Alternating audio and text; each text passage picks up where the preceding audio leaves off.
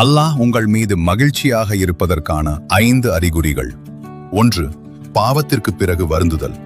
தெரிந்தோ தெரியாமலோ ஒரு பாவம் செய்த பிறகு உங்கள் மனம் அமைதி இழந்து அதற்காக கண்ணீர் விட்டு வருந்தி இறைவனிடம் மன்னிப்பு கேட்கிறீர்கள் என்றால் அது அல்லாஹ் உங்கள் மீது அன்பாக இருப்பதற்கான அறிகுறியாகும். உங்கள் உள்ளத்தில் இன்னும் ஈமான் உயிருடன் இருப்பதை இது காட்டுகிறது. 2. சோதனைகளிலும் தொழுகையை விடாதிருத்தல். வாழ்க்கையில் எத்தனை கஷ்டங்கள், துயரங்கள் அல்லது பிரச்சனைகள் வந்தாலும் அவற்றை காரணம் காட்டி தொழுகையை கைவிடாமல் தொடர்ந்து இறைவனை வணங்குவது.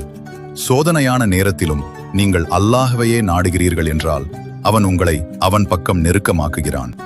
3. குர்ஆன் ஓதுதல்.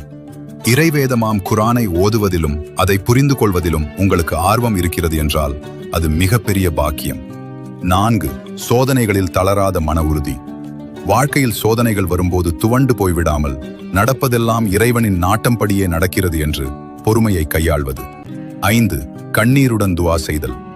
இறைவனிடம் கையேந்தி துவா செய்யும் போது உங்கள் கண்களில் இருந்து கண்ணீர் சிந்துவது உங்கள் உள்ளத்தின் தூய்மையை காட்டுகிறது. இறைவன் இத்தகைய உருக்கமான துவாக்களை மிகவும் விரும்புகிறார். அஸ்ஸலாமு அலைக்கும் வரஹ்மத்துல்லாஹி வபரகாத்துஹு. மீண்டும் சந்திப்போம்.